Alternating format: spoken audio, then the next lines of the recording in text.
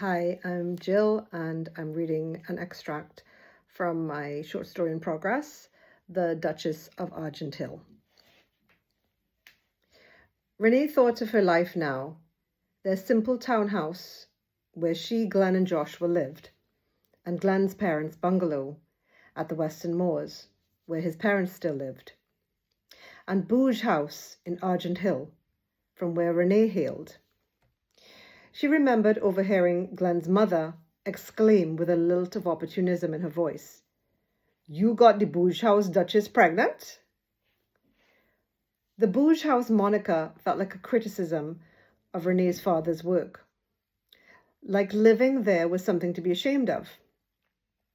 All their families had worked just as hard, it was true, and they had businesses and houses too.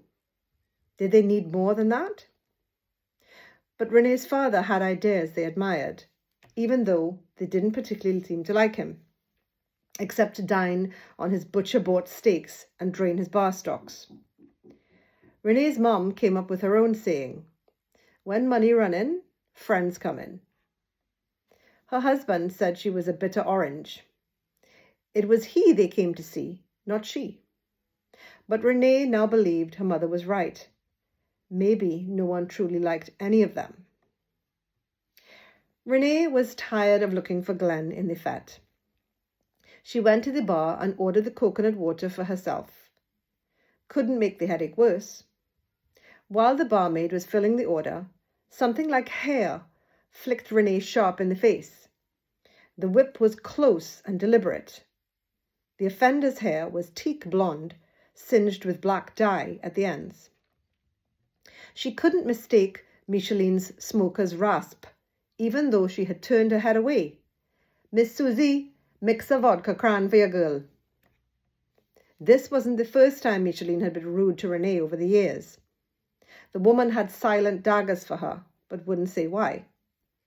Renee couldn't understand what she had done to her that was so irreparable. In St. Cecily's convent school, Miche was the bam to her bim. Renee considered them best of friends. Why was Micheline so angry with her? Renee hadn't toyed with anyone's husband, cheated at games or tests or even friendships. She even made a box cake for Miche once when she had dengue fever. Renee's chest felt hot. She should have realized Micheline would be involved in these events, always selling tickets for rich Ferdinandians' personal causes. It would look stingy if you said, "So-and-so's family is well off. They have so much support. Why should I contribute?" No sense challenging it. Renee knew, just as Micheline did, Ferdinandians would pay any price for a good fete. Renee should have just ignored Micheline as she had done for years on end. But tonight, she was feeling the feeling for too long, with no outlet to plug herself. Hot springs bubbled enough to burst into a fray. Renee lifted her voice at the bar. "What is your problem? What have I done to you?" The barmaid delivered the drinks and stepped back. Micheline grabbed a glass and gulped deep and masculine. It was obvious she already had a few. She wiped her mouth with her hand and went to town on Renee. "Little Miss Pious Priss." Renee widened her eyes at Micheline's rude address. "Yes, you self. You know why I never liked your ass?" She didn't give Renee a chance to answer. "You're always too damn judgmental, Miss Prissy Priss." Micheline fanned her hands, imitating little Miss Bo Peep. "Always feeling you are better than me, like you have any right.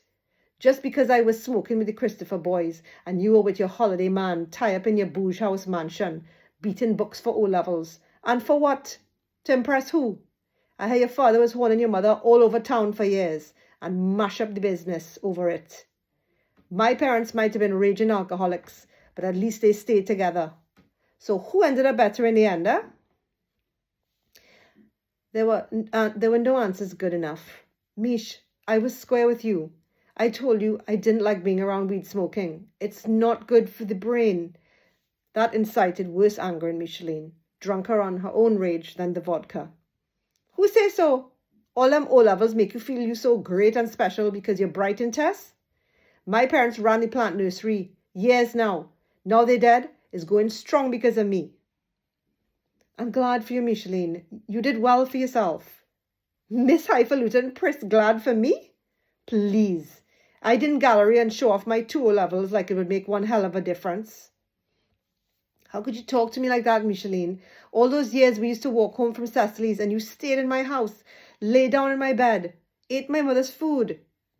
You feel people must talk to you so delicate like you some shrinking violet? Remember in Form 4?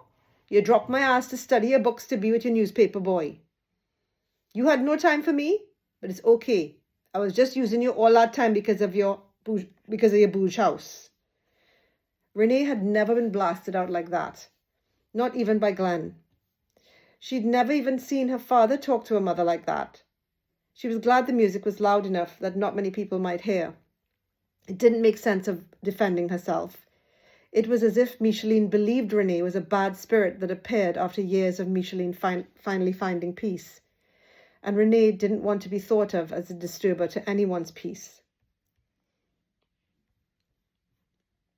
They could never be friends again. But Micheline was right about something. Being Miss Priss and studying O's and A's didn't make one hell of a difference than those who were pulling deep with the St. Christopher's boys. Miche herself was married with not 1 but 2 children, and her husband Nick was somewhere in the party supporting her venture.